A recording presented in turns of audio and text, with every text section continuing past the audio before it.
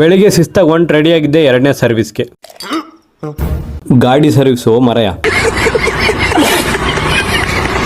Last time ಬಿಟ್ಟಿದ್ ಕಡೆನೆ ಬಿಡೋದ್ ಬೇಡ ಸರ್ವಿಸ್ಗೆ, ಈ ಸಲ ಗಾಡಿನ ಅನ್ಬಿಟ್ಟು ಬೇರೆ ಕಡೆ ತಗೊಂಡು ಹೋಗೋಣ ಅಂತ ಒಂಟೆ. ಸೀದಾ ಶೋರೂಮ್ ಹತ್ರ ಬಂದೆ. ಬ್ಯಾಕ್ ಸೈಡ್ ಸರ್ವಿಸ್ ಸೆಂಟರ್ ಇದೆ ಅನ್ಬಿಟ್ಟು ಬ್ಯಾಕ್ ಸೈಡ್ ಹತ್ರ ಬಂದೆ. ಗೂಗಲ್ ಅಲ್ಲಿ ಸರ್ಚ್ ಮಾಡಿ ನೋಡಿದಾಗ 8:30 ಓಪನಿಂಗ್ ಅಂತ ಹಾಕಿದ್ರು. ಸೊ ಎಷ್ಟೊತ್ತಾದ್ರು ಓಪನ್ ಮಾಡ್ಲಿಲ್ಲ. 9 ಆಯ್ತು, 9:30 ಆಯ್ತು. ಕಾದು ನಂಗೂ ಸಾಕಾಯ್ತು. ಕೊನೆಗೂ ಆ ಶೆಡ್ ಮೇಲೆ ಇರೋ ನಂಬರ್ಗೆ ಕಾಲ್ ಮಾಡಿದೆ. ಯಾರು ರೆಸ್ಪಾಂಡ್ ಮಾಡ್ಲಿಲ್ಲ. ಅಟ್ಲೀಸ್ಟ್ ಕಾಲ್ ಬ್ಯಾಕ್ ಕೂಡ ಮಾಡ್ಲಿಲ್ಲ. ಅಲ್ಲಿಂದ ಫ್ರಂಟ್ ಸೈಡ್ ಏನಾನ ಓಪನ್ ಆಗಿದೆ ಶೋರೂಮ್ ಅನ್ಬಿಟ್ಟು ಫ್ರಂಟ್ ಸೈಡ್ ಇದ್ದಾನ ನೋಡ್ತಾ ಇದ್ದೆ. ಎಷ್ಟು ನೋಡಿದ್ರು ಅಷ್ಟೇ, ಎಷ್ಟು ಕಾದ್ರು ಅಷ್ಟೇ. ಇನ್ನೂ ಟೈಮ್ ವೇಸ್ಟ್ ಮಾಡೋದು ಬೇಡ ಅನ್ಬಿಟ್ಟು ಅಲ್ಲಿಂದ ಸೀದಾ ಲಾಸ್ಟ್ ಟೈಮ್ ಸರ್ವಿಸ್ ಬಿಡಿದ್ನಲ್ಲ ಅದೇ ಸರ್ವಿಸ್ ಸೆಂಟರ್ಗೆ ಮತ್ತೆ ಬಂದೆ. ಕಾಯ್ತಾ ಇದ್ದೀನಿ, ನೋಡ್ತಾ ಇದೀನಿ, ಯಾರು ಬರ್ತಾ ಇಲ್ಲ. ಸೆಕ್ಯೂರಿಟಿ ಇರೋರು ಯಾವಾಗ್ಲೂ, ಬಟ್ ಇವತ್ತೇನೋ ತಿಂಡಿಗೆ ಹೋಗಿರ್ಬೋದು ಅಂತ ಅನ್ಕೊಂಡೆ ನಾನು. ಕೆಲವ್ರು ಬಂದು ನೋಡ್ಕೊಂಡು ಮನೆಗೆ ಹೊಂಟ್ರು.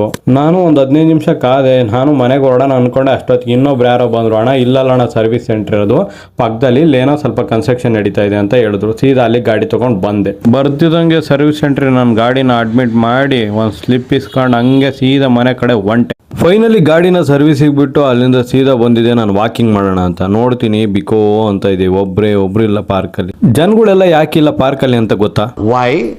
ಯಾಕಂದ್ರೆ ಕ್ಲೋಸಿಂಗ್ ಟೈಮ್. ಪಾರ್ಕಿಂದ ಅವ್ರು ಆಚೆ ತಳ್ಳಕ್ಕಿಂತ ಮುಂಚೆ ನಾನೇ ಬಂದ್ಬಿಟ್ಟೆ. ಎಣ್ಣೆನ ಚೆನ್ನಾಗಿ ಹಾಕ್ತೆ ತಲೆಗೆ.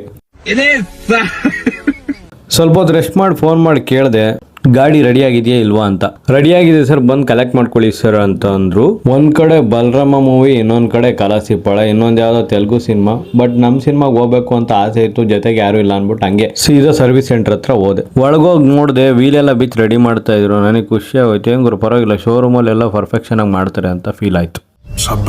ಎಲ್ಲರೂ ಸಿಕ್ಕಾಪಟ್ಟೆ ರೆಸ್ಪೆಕ್ಟ್ ಕೊಡ್ತಾ ಇದ್ರು. ನಾನು ಯಾಕೆ ಕೊಡ್ತಾರಪ್ಪ ಅನ್ಕೊಂಡೆ. ಆಮೇಲೆ ಗೊತ್ತಾಯ್ತು ನಾನು ಬಿಫೋರ್ ಹಾಕಿದ ವಿಡಿಯೋ ಅವ್ರು ನೋಡಿದ್ದಾರೆ ಅಂತ. ಈ ಮೇಡಮ್ ಹೇಳ್ತಾ ಇದ್ರು, ಸರ್ ನನ್ನ ಫೋಟೋ ಎಲ್ಲ ಬರಂಗೆಲ್ಲ ಹಾಕ್ಬೇಡಿ ಸರ್, ತಲೆ ಕೆಡಿಸ್ಕೊಬೇಡಿ ಮೇಡಮ್, ಈ ಸಲ ನಿಮ್ಮನ್ನು ಬ್ಲರ್ ಮಾಡ್ತೀನಿ ಅಂತ ಹೇಳಿದ್ದೆ. ಕೆಲವರು ಫೇಮಸ್ ಆದ್ರೆ ಸಾಕಪ್ಪ ಅಂತ ಕಾಯ್ತಿರ್ತಾರೆ. ಬಟ್ ಇನ್ ಕೆಲವರು ಫ್ಯಾಮಿಲಿಗೋಸ್ಕರ ಹಿಂದೆ ಸರ್ದು ಬಿಡ್ತಾರೆ. ಬಿಲ್ ಬಂತು 882 rupees. Second service okay, fine ಆಗಿ ರೆಡಿ ಮಾಡಿದ್ರು. ಗಾಡಿನೂ ಕೂಡ ಸ್ವಲ್ಪ ಪಾಲಿಶ್ ಎಕ್ಸ್ಟ್ರಾ ಮಾಡಿದ್ರು, ಧೂಳೆಲ್ಲ ಬಂದು ಅದ್ರ ಮೇಲೆ ಕೂರ್ಲಿ ಅಂತ.